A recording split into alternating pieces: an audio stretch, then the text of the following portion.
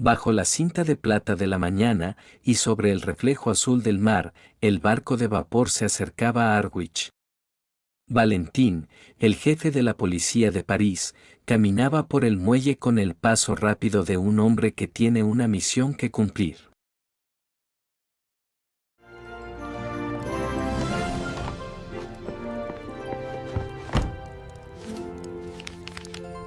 La Cruz Azul.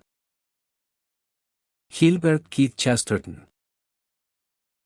Bajo la cinta de plata de la mañana, y sobre el reflejo azul del mar, el bote llegó a la costa de Harwich y soltó, como enjambre de moscas, un montón de gente, entre la cual ni se distinguía ni deseaba hacerse notable el hombre cuyos pasos vamos a seguir. No, nada en él era extraordinario, salvo el ligero contraste entre su alegre y festivo traje y la seriedad oficial que había en su rostro.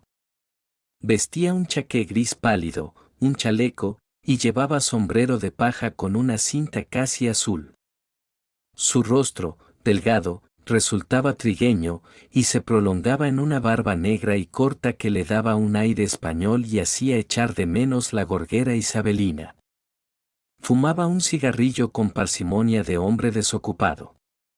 Nada hacía presumir que aquel chaqué claro ocultaba una pistola cargada, que en aquel chaleco blanco iba una tarjeta de policía, que aquel sombrero de paja encubría una de las cabezas más potentes de Europa. Porque aquel hombre era nada menos que Valentín, jefe de la policía parisiense y el más famoso investigador del mundo. Venía de Bruselas a Londres para hacer la captura más comentada del siglo. Flambeau estaba en Inglaterra. La policía de 3 países había seguido la pista al delincuente de Gante a Bruselas y de Bruselas a Luc Van Holland. Y se sospechaba que trataría de disimularse en Londres, aprovechando el trastorno que por entonces causaba en aquella ciudad la celebración del Congreso Eucarístico. No sería difícil que adoptara, para viajar, el disfraz de eclesiástico menor o persona relacionada con el Congreso. Pero Valentín no sabía nada a punto fijo. Sobre Flambeau nadie sabía nada a punto fijo. Hace muchos años que este coloso del crimen desapareció súbitamente, tras de haber tenido al mundo en zozobra, y a su muerte, como a la muerte de Rolando, puede decirse que hubo una gran quietud en la tierra. Pero en sus mejores días, es decir, en sus peores días, Flambeau era una figura tan estatuaria e internacional como el Kaiser. Casi diariamente los periódicos de la mañana anunciaban que había logrado escapar a las consecuencias de un delito extraordinario, cometiendo otro peor. Era un gascón de estatura gigantesca y gran acometividad física. Sobre sus rasgos de buen humor atlético se contaban las cosas más estupendas. Un día cogió al juez de instrucción y lo puso de cabeza, para despejarle la cabeza. Otro día corrió por la calle de Rivoli con un policía bajo cada brazo. Y hay que hacerle justicia, esta fuerza casi fantástica solo la empleaba en ocasiones como las descritas, aunque poco decentes, no sanguinarias. Sus delitos eran siempre hurtos ingeniosos y de alta categoría. Pero cada uno de sus robos merecía historia aparte y podría considerarse como una especie inédita del pecado. Fue él quien lanzó el negocio de la Gran Compañía Tirolesa de Londres, sin contar con una sola lechería, una sola vaca, un solo carro, una gota de leche, aunque sí con algunos miles de suscriptores. Y a estos los servía por el sencillísimo procedimiento de acercar a sus puertas los botes que los lecheros dejaban junto a las puertas de los vecinos. Fue él quien mantuvo una estrecha y misteriosa correspondencia con una joven, cuyas cartas eran invariablemente interceptadas, valiéndose del procedimiento extraordinario de sacar fotografías infinitamente pequeñas de las cartas en los portaobjetos del microscopio. Pero la mayor parte de sus hazañas se distinguían por una sencillez abrumadora. Cuentan que una vez repintó, aprovechándose de la soledad de la noche, todos los números de una calle, con el solo fin de hacer caer en una trampa a un forastero. No cabe duda que él es el inventor de un buzón portátil que solía apostar en las bocacalles de los quietos suburbios, por si los transeúntes distraídos depositaban algún giro postal. Últimamente se había revelado como acróbata formidable, a pesar de su gigantesca mole, era capaz de saltar como un saltamontes y de esconderse en la copa de los árboles como un mono. Por todo lo cual el gran Valentín, cuando recibió la orden de buscar a Flambeau, comprendió muy bien que sus aventuras no acabarían en el momento de descubrirlo. ¿Y cómo arreglárselas para descubrirlo? Sobre este punto las ideas del gran Valentín estaban todavía en embrión. Algo había que Flambeau no podía ocultar, a despecho de todo su arte para disfrazarse, y este algo era su enorme estatura.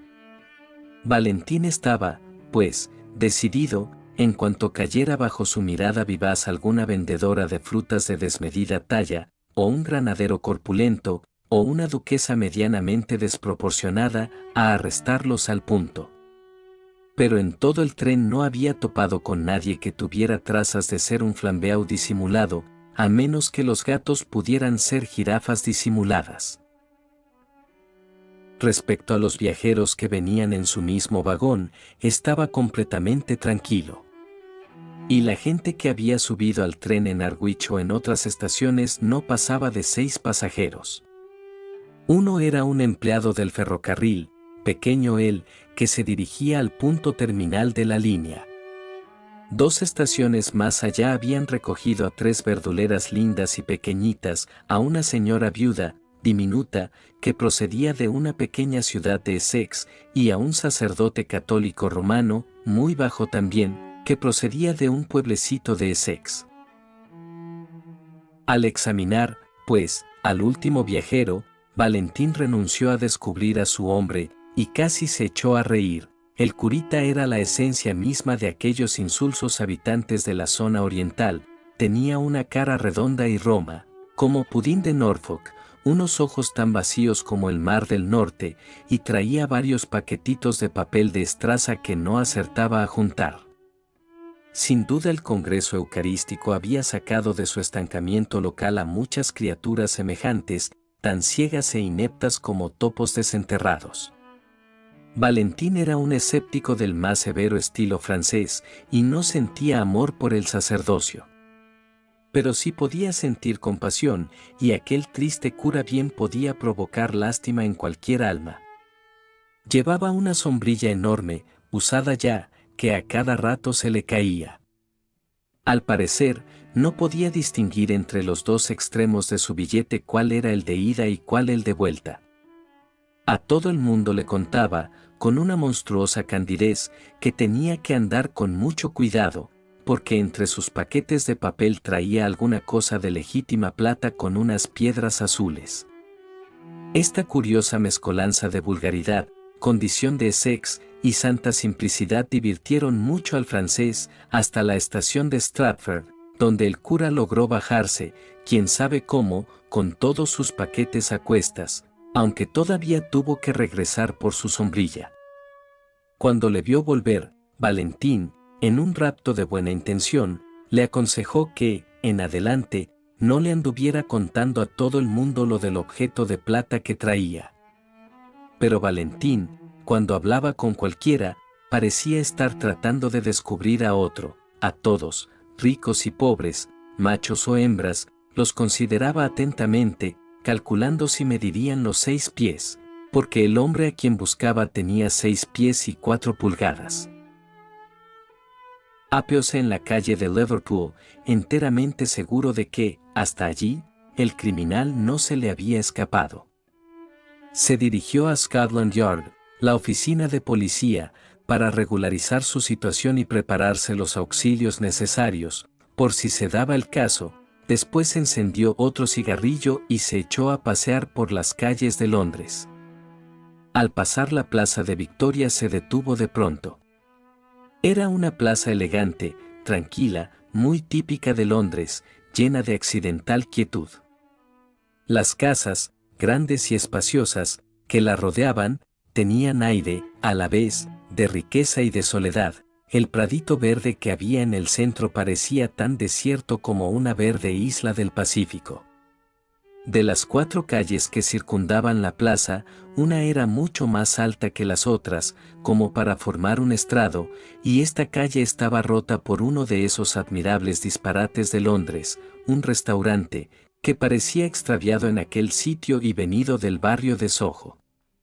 Era un objeto absurdo y atractivo, lleno de tiestos con plantas enanas y visillos listados de blanco y amarillo limón. Aparecía en lo alto de la calle, y, según los modos de construir habituales en Londres, un vuelo de escalones subía de la calle hacia la puerta principal, casi a manera de escala de salvamento sobre la ventana de un primer piso. Valentín se detuvo, fumando, frente a los visillos listados, y se quedó un rato contemplándolos. Lo más increíble de los milagros está en que acontezcan. A veces se juntan las nubes del cielo para figurar el extraño contorno de un ojo humano, a veces, en el fondo de un paisaje equívoco, un árbol asume la elaborada figura de un signo de interrogación. Yo mismo he visto estas cosas hace pocos días. Nelson muere en el instante de la victoria, y un hombre llamado Williams da la casualidad de que asesina un día a otro llamado Williamson, una especie de infanticidio. En suma, la vida posee cierto elemento de coincidencia fantástica, que la gente, acostumbrada a contar solo con lo prosaico, nunca percibe. Como lo expresa muy bien la paradoja de Poe, la prudencia debiera contar siempre con lo imprevisto. Arístides Valentín era profundamente francés, y la inteligencia francesa es, especial y únicamente, inteligencia. Valentín no era, máquina pensante, insensata frase, hija del fatalismo y el materialismo modernos. La máquina solamente es máquina, por cuanto no puede pensar. Pero él era un hombre pensante y, al mismo tiempo, un hombre claro. Todos sus éxitos, tan admirables que parecían cosa de magia, se debían a la lógica, a esa ideación francesa clara y llena de buen sentido. Los franceses electrizan al mundo, no lanzando una paradoja, sino realizando una evidencia. Y la realizan al extremo que puede verse por la Revolución Francesa. Pero, por lo mismo que Valentín entendía el uso de la razón, palpaba sus limitaciones. Solo el ignorante en motorismo puede hablar de motores sin petróleo. Solo el ignorante en cosas de la razón puede creer que se razone sin sólidos e indisputables primeros principios. Y en el caso no había sólidos primeros principios. A Flambeau le habían perdido la pista en Harwich, y si estaba en Londres podría encontrársele en toda la escala que va desde un gigantesco trampista que recorre los arrabales de Wimbledon, hasta un gigantesco toastmaster en algún banquete del Hotel Metropole. Cuando solo contaba con noticias tan vagas, Valentín solía tomar un camino y un método que le eran propios. En casos como este, Valentín se fiaba de lo imprevisto. En casos como este, cuando no era posible seguir un proceso racional, seguía, fría y cuidadosamente, el proceso de lo irracional. En vez de ir a los lugares más indicados, bancos, puestos de policía, sitios de reunión, Valentín asistía sistemáticamente a los menos indicados, llamaba a las casas vacías, se metía por las calles cerradas, recorría todas las callejas bloqueadas de escombros, se dejaba ir por todas las transversales que le alejaran inútilmente de las arterias céntricas. Y defendía muy lógicamente este procedimiento absurdo. Decía que, a tener algún vislumbre, nada hubiera sido peor que aquello, pero, a falta de toda noticia, aquello era lo mejor, porque había al menos probabilidades de que la misma extravagancia que había llamado la atención del perseguidor hubiera impresionado antes al perseguido. El hombre tiene que empezar sus investigaciones por algún sitio, y lo mejor era empezar donde otro hombre pudo detenerse. El aspecto de aquella escalinata, la misma quietud y curiosidad del restaurante, todo aquello conmovió la romántica imaginación del policía y le sugirió la idea de probar fortuna. Subió las gradas y, sentándose en una mesa junto a la ventana, pidió una taza de café solo. Aún no había almorzado. Sobre la mesa, las ligeras angarillas que habían servido para otro desayuno le recordaron su apetito. Pidió, además, un huevo escalfado, y procedió, pensativo, a endulzar su café, sin olvidar un punto a Flambeau. Pensaba cómo Flambeau había escapado en una ocasión gracias a un incendio, otra vez, con pretexto de pagar por una carta falta de franqueo, y otra, poniendo a uno a ver por el telescopio un cometa que iba a destruir el mundo. Y Valentín se decía, con razón, que su cerebro de detective y el del criminal eran igualmente poderosos. Pero también se daba cuenta de su propia desventaja. El criminal, pensaba sonriendo, es el artista creador, mientras que el detective es solo el crítico. Y levantó lentamente su taza de café hasta los labios, pero la separó al instante, le había puesto sal en vez de azúcar. Examinó el objeto en que le habían servido la sal, era un azucarero, tan inequívocamente destinado al azúcar como lo está la botella de champaña para el champaña. No entendía cómo habían podido servirle sal. Buscó por allí algún azucarero ortodoxo, sí, allí había 2 saleros llenos. Tal vez reservaban alguna sorpresa. Probó el contenido de los saleros, era azúcar. Entonces extendió la vista en derredor con aire de interés, buscando algunas huellas de aquel singular gusto artístico que llevaba a poner el azúcar en los saleros y la sal en los azucareros. Salvo un manchón de líquido oscuro, derramado sobre una de las paredes, empapeladas de blanco, todo lo demás aparecía limpio, agradable, normal. Llamó al timbre. Cuando el camarero acudió presuroso, despeinado y algo torpe todavía a aquella hora de la mañana, el detective, que no carecía de gusto por las bromas sencillas, le pidió que probara el azúcar y dijera si aquello estaba a la altura de la reputación de la casa. El resultado fue que el camarero bostezó y acabó de despertarse. ¿Y todas las mañanas gastan ustedes a sus clientes estas bromitas?, preguntó Valentín. ¿No les resulta nunca cansada la bromita de trocar la sal y el azúcar? El camarero, cuando acabó de entender la ironía, le aseguró tartamudeante que no era tal la intención del establecimiento, que aquello era una equivocación inexplicable.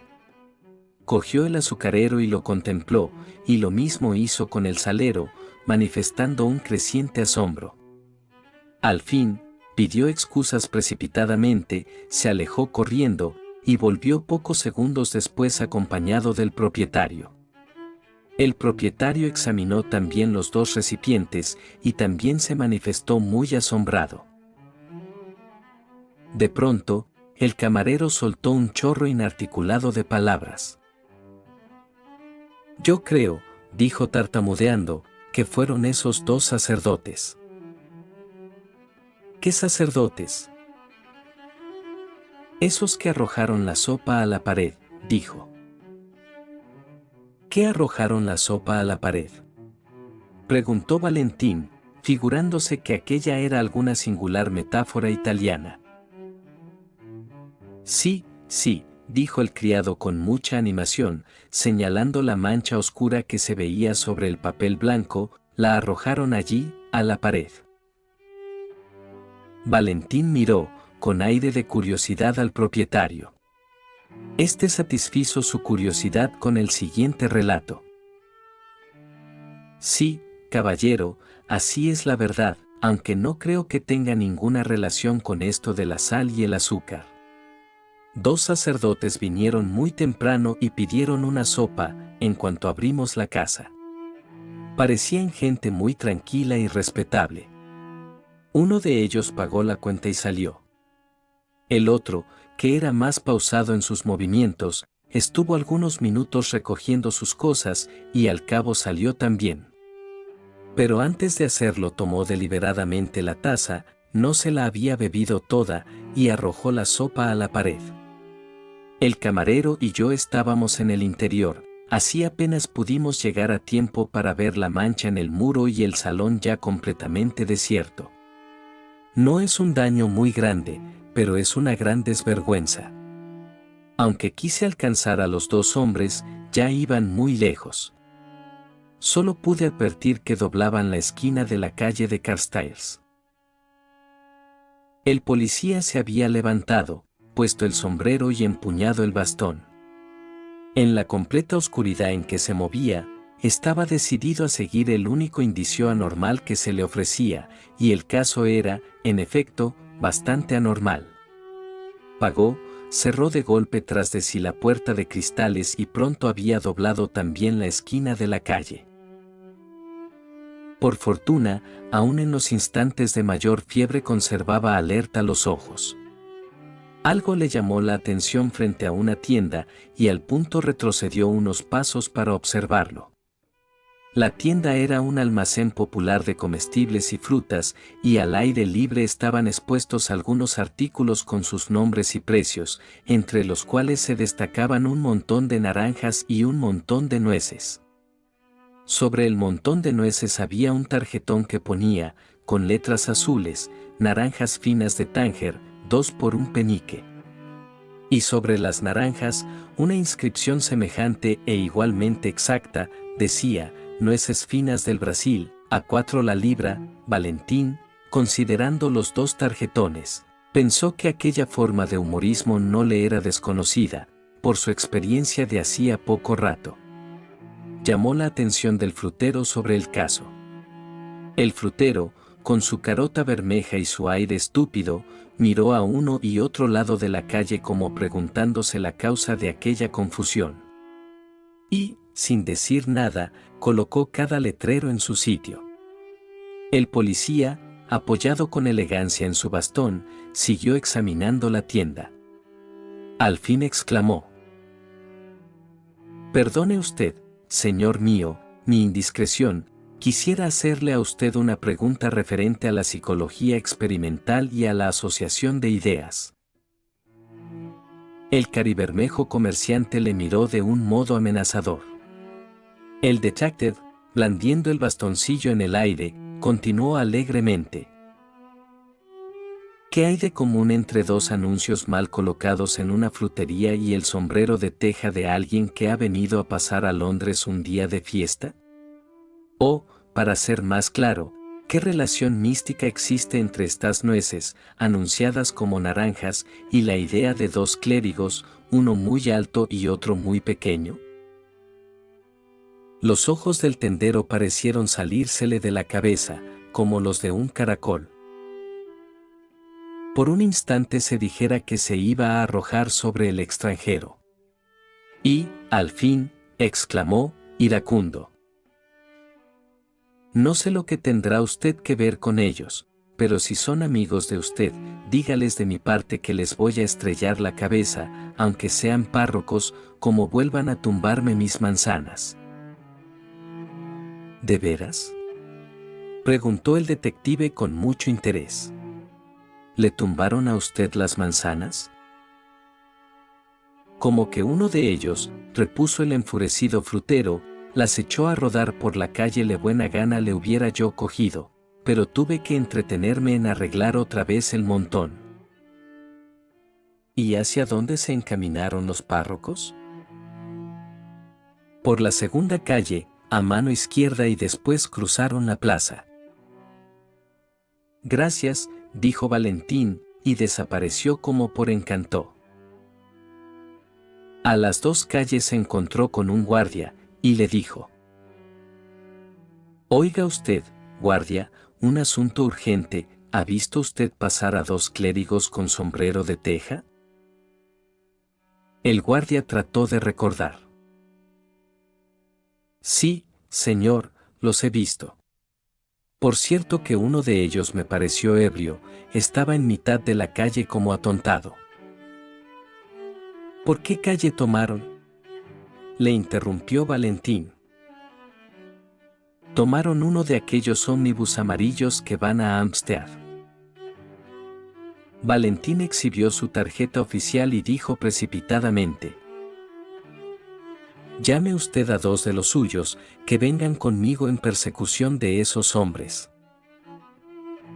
Y cruzó la calle con una energía tan contagiosa que el pesado guardia se echó a andar también con una obediente agilidad.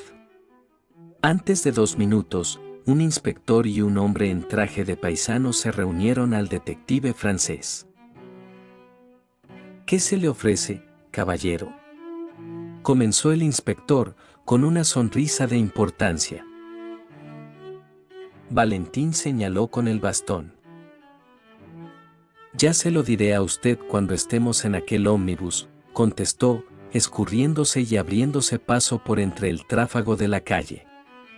Cuando los tres, jadeantes, se encontraron en la imperial del amarillo vehículo, el inspector dijo: «Iríamos 4 veces más deprisa en un taxi». «Es verdad», le contestó el jefe plácidamente, «siempre que supiéramos a dónde íbamos». «Pues, ¿a dónde quiere usted que vayamos?», le replicó el otro, asombrado. Valentín, con aire ceñudo, continuó fumando en silencio unos segundos, y después, apartando el cigarrillo, dijo: «Si usted sabe lo que va a hacer un hombre, adelántesele. Pero si usted quiere descubrir lo que hace, vaya detrás de él. Extravíese donde él se extravíe, deténgase cuando él se detenga, y viaje tan lentamente como él. Entonces verá usted lo mismo que ha visto él y podrá usted adivinar sus acciones y obrar en consecuencia. Lo único que podemos hacer es llevar la mirada alerta para descubrir cualquier objeto extravagante». «¿Qué clase de objeto extravagante?». «Cualquiera», contestó Valentín, y se hundió en un obstinado mutismo. El ómnibus amarillo recorría las carreteras del norte. El tiempo transcurría, inacabable. El gran detective no podía dar más explicaciones, y acaso sus ayudantes empezaban a sentir una creciente y silenciosa desconfianza. ¿Acaso también empezaban a experimentar un apetito creciente y silencioso, porque la hora del almuerzo ya había pasado, y las inmensas carreteras de los suburbios parecían alargarse cada vez más, como las piezas de un infernal telescopio? Era aquel uno de esos viajes en que el hombre no puede menos de sentir que se va acercando al término del universo, aunque a poco se da cuenta de que simplemente ha llegado a la entrada del parque de Tufnell. Londres se deshacía ahora en miserables tabernas y en repelentes andrajos de ciudad, y más allá volvía a renacer en calles altas y deslumbrantes y hoteles opulentos. Parecía aquel un viaje a través de 13 ciudades consecutivas.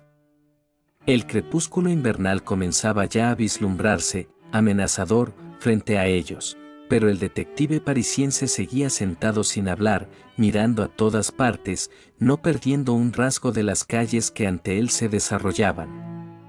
Ya habían dejado atrás el barrio de Camden, y los policías iban medio dormidos. De pronto, Valentín se levantó y, poniendo una mano sobre el hombro de cada uno de sus ayudantes, dio orden de parar. Los ayudantes dieron un salto y bajaron por la escalerilla a la calle, sin saber con qué objeto los habían hecho bajar. Miraron en torno, como tratando de averiguar la razón, y Valentín le señaló triunfalmente una ventana que había a la izquierda, en un café suntuoso lleno de adornos dorados. Aquel era el departamento reservado a las comidas de lujo.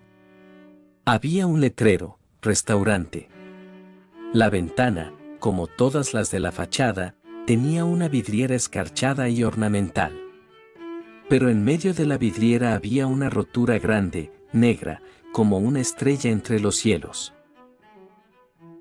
«Al fin, hemos dado con un indicio», dijo Valentín, blandiendo el bastón. «Aquella vidriera rota». «¿Qué vidriera? ¿Qué indicio?», preguntó el inspector. «¿Qué prueba tenemos para suponer que eso sea obra de ellos?». Valentín casi rompió su bambú de rabia. «Pues no pide prueba este hombre, Dios mío», exclamó. Claro que hay 20 probabilidades contra una. Pero, ¿qué otra cosa podemos hacer? ¿No ve usted que estamos en el caso de seguir la más nimia sospecha, o de renunciar e irnos a casa a dormir tranquilamente? Empujó la puerta del café, seguido de sus ayudantes, y pronto se encontraron todos sentados ante un lunch tan tardío como anhelado. De tiempo en tiempo echaban una mirada a la vidriera rota. Pero no por eso veían más claro en el asunto. Al pagar la cuenta, Valentín le dijo al camarero: «Veo que se ha roto la vidriera, ¿eh?» «Sí, señor», dijo este, muy preocupado con darle el cambio y sin hacer mucho caso de Valentín. Valentín, en silencio, añadió una propina considerable. Ante esto, el camarero se puso comunicativo. «Sí, señor, una cosa increíble». «¿De veras? Cuéntenos usted cómo fue», dijo el detective, como sin darle mucha importancia. «Verá usted, entraron 2 curas, 2 párrocos forasteros de esos que andan ahora por aquí. Pidieron alguna cosilla de comer, comieron muy quietecitos, uno de ellos pagó y se salió. El otro iba a salir también, cuando yo advertí que me habían pagado el triple de lo debido. Oiga usted, le dije a mi hombre, que ya iba por la puerta, me han pagado ustedes más de la cuenta. Ah, me contestó con mucha indiferencia. Sí, le dije, y le enseñé la nota. Bueno, lo que pasó es inexplicable. ¿Por qué? Porque yo hubiera jurado por la Santísima Biblia que había escrito en la nota 4 chelines, y me encontré ahora con la cifra de 14 chelines. ¿Y después?, dijo Valentín lentamente, pero con los ojos llameantes. Después, el párroco que estaba en la puerta me dijo muy tranquilamente: «Lamento enredarle a usted sus cuentas, pero es que voy a pagar por la vidriera». «¿Qué vidriera?» «La que ahora mismo voy a romper», y descargó allí la sombrilla. Los 3 lanzaron una exclamación de asombro, y el inspector preguntó en voz baja: ¿se trata de locos escapados?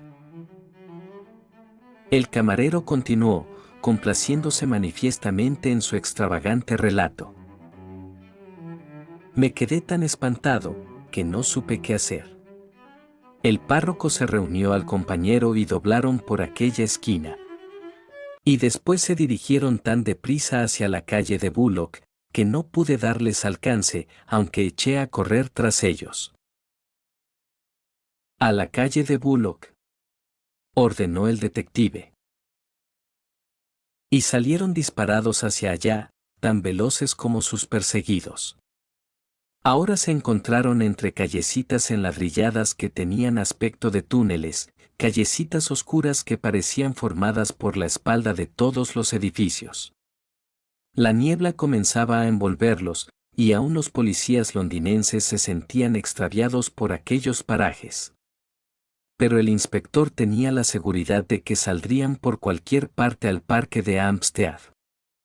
Súbitamente, una vidriera iluminada por luz de gas apareció en la oscuridad de la calle, como una linterna. Valentín se detuvo ante ella. Era una confitería. Vaciló un instante y, al fin, entró hundiéndose entre los brillos y los alegres colores de la confitería. Con toda gravedad y mucha parsimonia compró hasta 13 cigarrillos de chocolate. Estaba buscando el mejor medio para entablar un diálogo, pero no necesitó él comenzarlo. Una señora de cara angulosa que le había despachado, sin prestar más que una atención mecánica al aspecto elegante del comprador, al ver destacarse en la puerta el uniforme azul del policía que le acompañaba, pareció volver en sí, y dijo: «Si vienen ustedes por el paquete, ya lo remití a su destino». «¿El paquete?», repitió Valentín con curiosidad.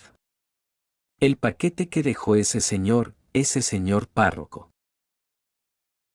Por favor, señora, dijo entonces Valentín, dejando ver por primera vez su ansiedad, por amor de Dios, díganos usted puntualmente de qué se trata. La mujer, algo inquieta, explicó. Pues verá usted, esos señores estuvieron aquí hará una media hora, bebieron un poco de menta, charlaron y después se encaminaron al parque de Hampstead. Pero a poco uno de ellos volvió y me dijo, me he dejado aquí un paquete. Yo no encontré ninguno por más que busqué. Bueno, me dijo él, si luego aparece por ahí, tenga usted la bondad de enviarlo a estas señas. Y con la dirección, me dejó un chelín por la molestia. Y, en efecto, aunque yo estaba segura de haber buscado bien, poco después me encontré con un paquetito de papel de estraza, y lo envié al sitio indicado. No me acuerdo bien a dónde era por Westminster. Como parecía ser cosa de importancia, pensé que tal vez la policía había venido a buscarlo. Sí, dijo Valentín, a eso vine. Está cerca de aquí el parque de Hampstead. A unos 15 minutos. Y por aquí saldrá usted derecho a la puerta del parque.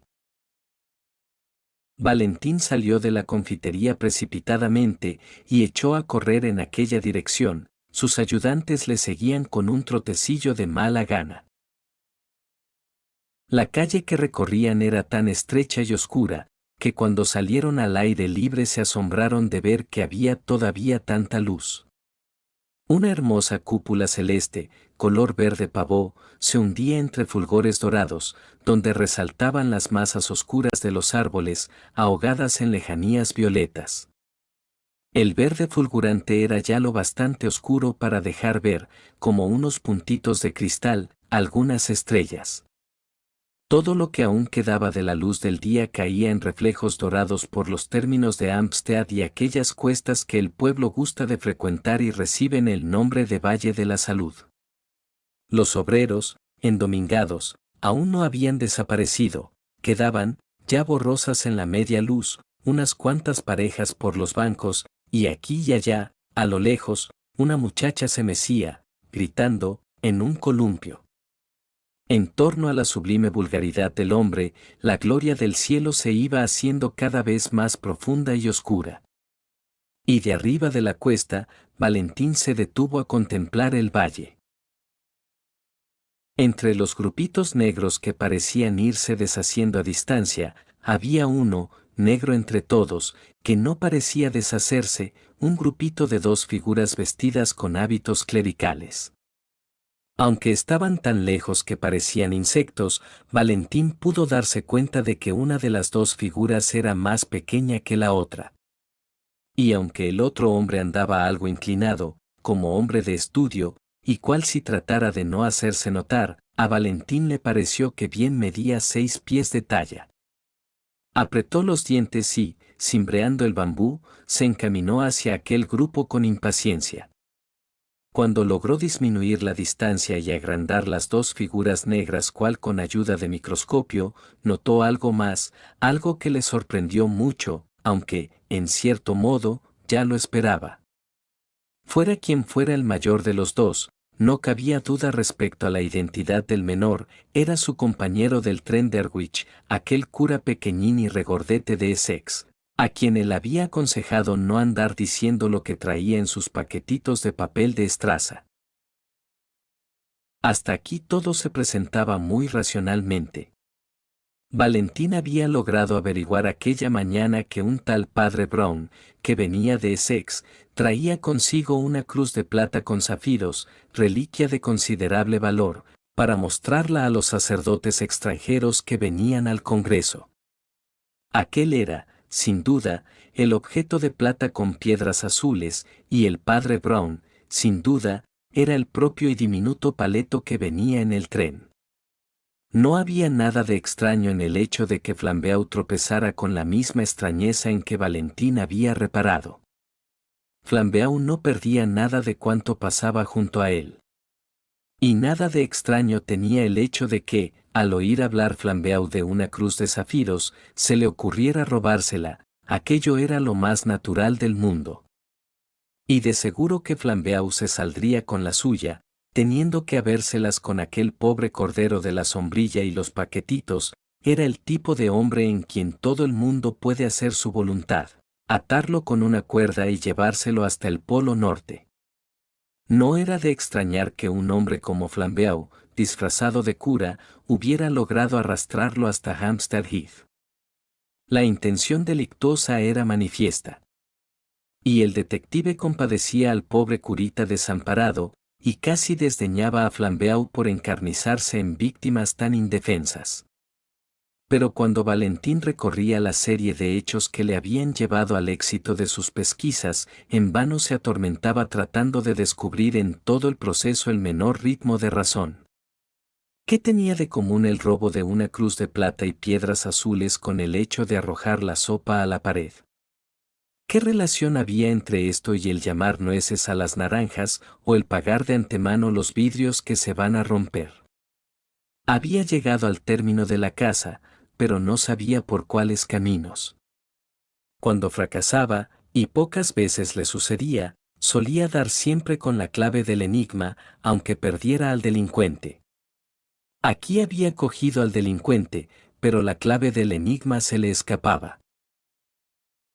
Las dos figuras se deslizaban como moscas sobre una colina verde. Aquellos hombres parecían enfrascados en animada charla y no darse cuenta de a dónde iban, pero ello es que se encaminaban a lo más agreste y apartado del parque. Sus perseguidores tuvieron que adoptar las poco dignas actitudes de la caza al acecho, ocultarse tras los matojos y aún arrastrarse escondidos entre la hierba. Gracias a este desagradable procedimiento, los cazadores lograron acercarse a la presa lo bastante para oír el murmullo de la discusión, pero no lograban entender más que la palabra razón, frecuentemente repetida en una voz chillona y casi infantil. Una vez, la presa se les perdió en una profundidad y tras un muro de espesura. Pasaron 10 minutos de angustia antes de que lograran verlos de nuevo, y después reaparecieron los dos hombres sobre la cima de una loma que dominaba un anfiteatro, el cual a estas horas era un escenario desolado bajo las últimas claridades del sol. En aquel sitio ostensible, aunque agreste, había, debajo de un árbol, un banco de palo, desvencijado. Allí se sentaron los dos curas, siempre discutiendo con mucha animación. Todavía el suntuoso verde y oro era perceptible hacia el horizonte, pero ya la cúpula celeste había pasado del verde pavó al azul pavó, y las estrellas se destacaban más y más como joyas sólidas. Por señas, Valentín indicó a sus ayudantes que procuraran acercarse por detrás del árbol sin hacer ruido. Allí lograron, por primera vez, oír las palabras de aquellos extraños clérigos.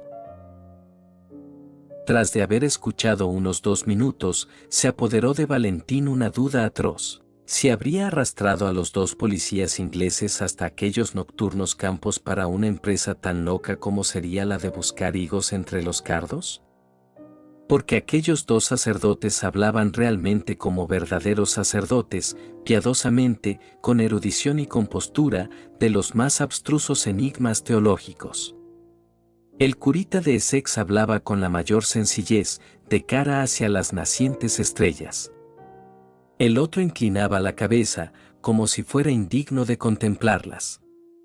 Pero no hubiera sido posible encontrar una charla más clerical e ingenua en ningún blanco claustro de Italia o en ninguna negra catedral española. Lo primero que oyó fue el final de una frase del padre Brown que decía, que era lo que en la Edad Media significaban con aquello de los cielos incorruptibles. El sacerdote alto movió la cabeza y repuso: Ah, sí. Los modernos infieles apelan a su razón. Pero, ¿quién puede contemplar estos millones de mundos sin sentir que hay todavía universos maravillosos donde tal vez nuestra razón resulte irracional? No, dijo el otro. La razón siempre es racional, aún en el limbo, aún en el último extremo de las cosas. Ya sé que la gente acusa a la Iglesia de rebajar la razón, pero es al contrario. La Iglesia es la única que, en la tierra, hace de la razón un objeto supremo, la única que afirma que Dios mismo está sujeto por la razón. El otro levantó la austera cabeza hacia el cielo estrellado, e insistió. Sin embargo, ¿quién sabe si en este infinito universo? Infinito solo físicamente, dijo el curita agitándose en el asiento, pero no infinito en el sentido de que pueda escapar a las leyes de la verdad. Valentín, tras del árbol, crispaba los puños con muda desesperación. Ya le parecía oír las burlas de los policías ingleses a quienes había arrastrado en tan loca persecución, solo para hacerles asistir al chismorreo metafísico de los dos viejos y amables párrocos. En su impaciencia, no oyó la elaborada respuesta del cura gigantesco, y cuando pudo oír otra vez el padre Brown estaba diciendo: la razón y la justicia imperan hasta en la estrella más solitaria y más remota. Mire usted esas estrellas. ¿No es verdad que parecen como diamantes y zafiros? Imagínese usted la geología, la botánica más fantástica que se le ocurra. Piense usted que allí hay bosques de diamantes con hojas de brillantes. Imagínese usted que la luna es azul, que es un zafiro elefantino. Pero no se imagine usted que esta astronomía frenética pueda afectar a los principios de la razón y de la justicia. En llanuras de ópalo, como en escolleros de perlas, siempre se encontrará usted con la sentencia: no robarás. Valentín estaba para cesar en aquella actitud violenta y alejarse sigilosamente, confesando aquel gran fracaso de su vida, pero el silencio del sacerdote gigantesco le impresionó de un modo que quiso esperar su respuesta. Cuando éste se decidió, por fin, a hablar, dijo simplemente, inclinando la cabeza y apoyando las manos en las rodillas: bueno, yo creo, con todo, que ha de haber otros mundos superiores a la razón humana. Impenetrable es el misterio del cielo, y ante él humillo mi frente. Y después, siempre en la misma actitud, y sin cambiar de tono de voz, añadió: vamos, deme usted ahora mismo la cruz de zafiros que trae. Estamos solos y puedo destrozarle a usted como a un muñeco. Aquella voz y aquella actitud inmutables chocaban violentamente con el cambio de asunto. El guardián de la reliquia apenas volvió la cabeza. Parecía seguir contemplando las estrellas. Tal vez, no entendió. Tal vez entendió, pero el terror le había paralizado. Sí, dijo el sacerdote gigantesco sin inmutarse, sí, yo soy Flambeau. Y, tras una pausa, añadió: vamos, ¿quiere usted darme la cruz? No, dijo el otro, y aquel monosílabo tuvo una extraña sonoridad. Flambeau depuso entonces sus pretensiones pontificales. El gran ladrón se retrepó en el respaldo del banco y soltó la risa. No, dijo, no quiere usted dármela, orgulloso prelado. No quiere usted dármela, célibe borrico. ¿Quiere usted que le diga por qué? Pues porque ya la tengo en el bolsillo del pecho.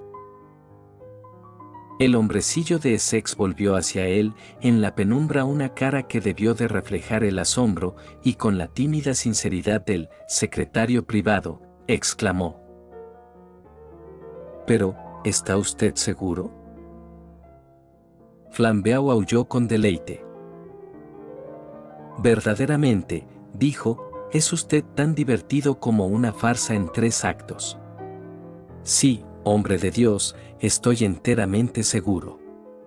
He tenido la buena idea de hacer una falsificación del paquete, y ahora, amigo mío, usted se ha quedado con el duplicado y yo con la alhaja. Una estratagema muy antigua, padre Brown, muy antigua. Sí, dijo el padre Brown alisándose los cabellos con el mismo aire distraído, ya he oído hablar de ella. El coloso del crimen se inclinó entonces hacia el rústico sacerdote con un interés repentino. ¿Usted ha oído hablar de ella? ¿Dónde? Bueno, dijo el hombrecillo con mucha candidez. Ya comprenderá usted que no voy a decirle el nombre. Se trata de un penitente, un hijo de confesión. ¿Sabe usted? Había logrado vivir durante 20 años con gran comodidad gracias al sistema de falsificar los paquetes de papel de estraza. Y así, cuando comencé a sospechar de usted, me acordé al punto de los procedimientos de aquel pobre hombre. ¿Sospechar de mí?, repitió el delincuente con curiosidad cada vez mayor. Tal vez tuvo usted la perspicacia de sospechar cuando vio usted que yo le conducía a estas soledades.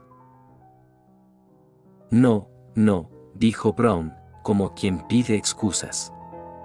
No, verá usted, yo comencé a sospechar de usted en el momento en que por primera vez nos encontrarnos, debido al bulto que hace en su manga el brazalete de la cadena que suelen ustedes llevar. Pero, ¿cómo demonios ha oído usted hablar siquiera del brazalete?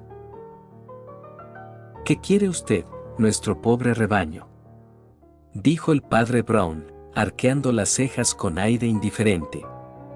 Cuando yo era cura de Arlepol había allí 3 con el brazalete.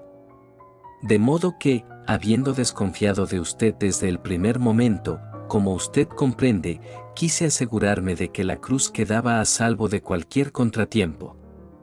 Y hasta creo que me he visto en el caso de vigilarle a usted, ¿sabe usted?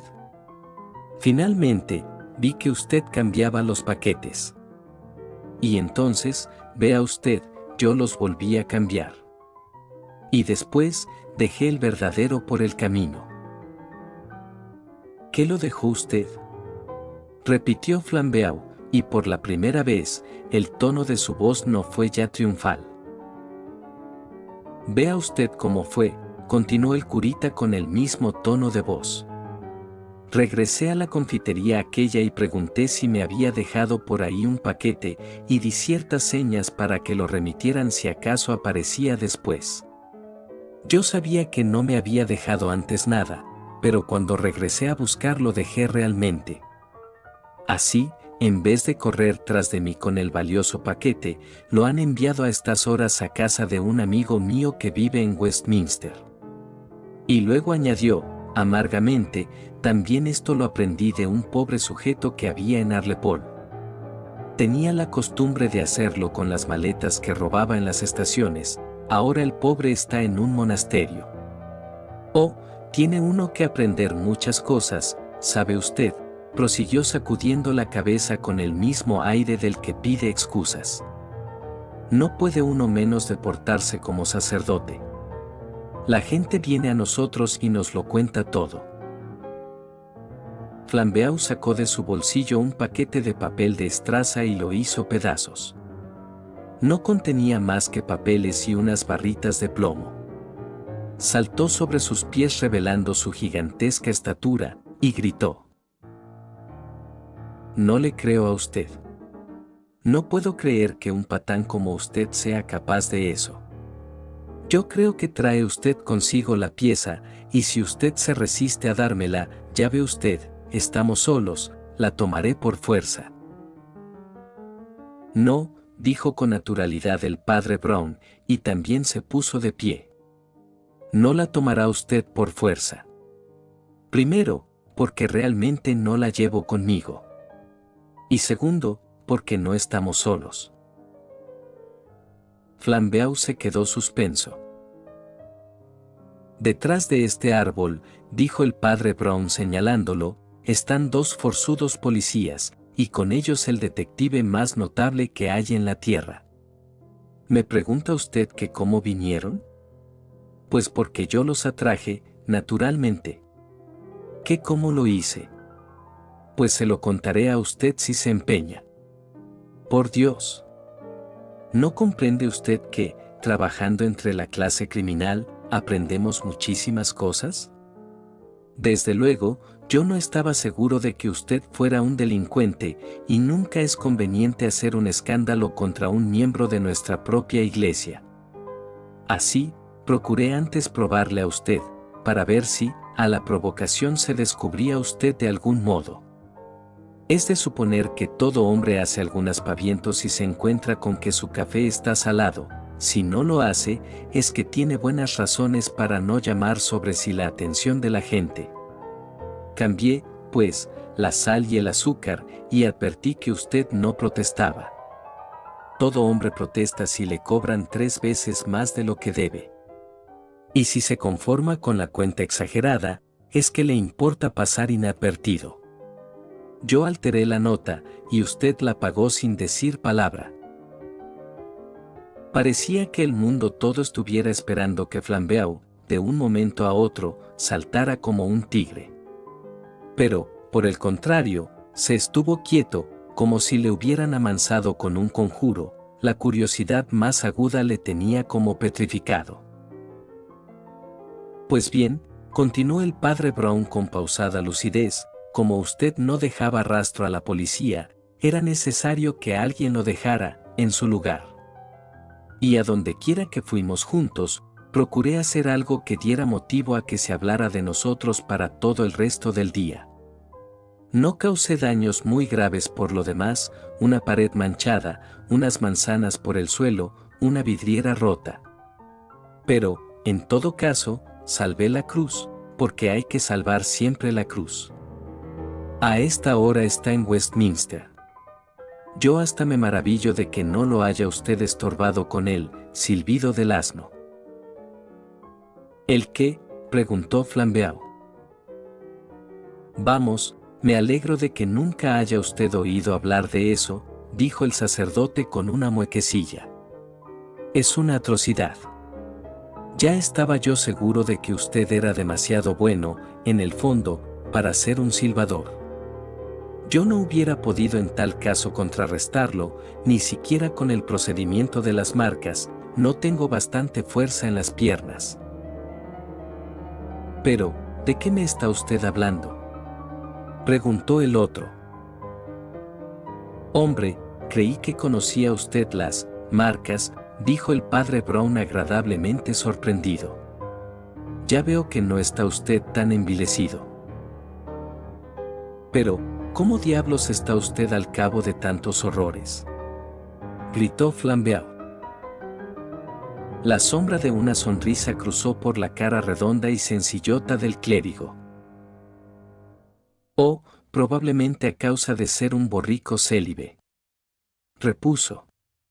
¿No se le ha ocurrido a usted pensar que un hombre que casi no hace más que oír los pecados de los demás no puede menos de ser un poco entendido en la materia?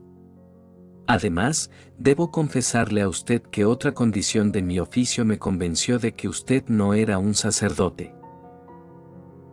¿Y qué fue ello?, preguntó el ladrón, al helado. Que usted atacó la razón, y eso es de mala teología. Y como se volviera en este instante para recoger sus paquetes, los 3 policías salieron de entre los árboles penumbrosos.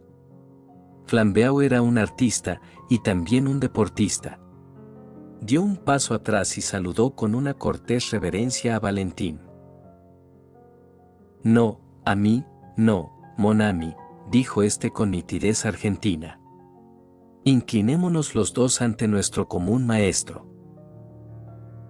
Y ambos se descubrieron con respeto, mientras el curita de Essex hacía como que buscaba su sombrilla. Fin.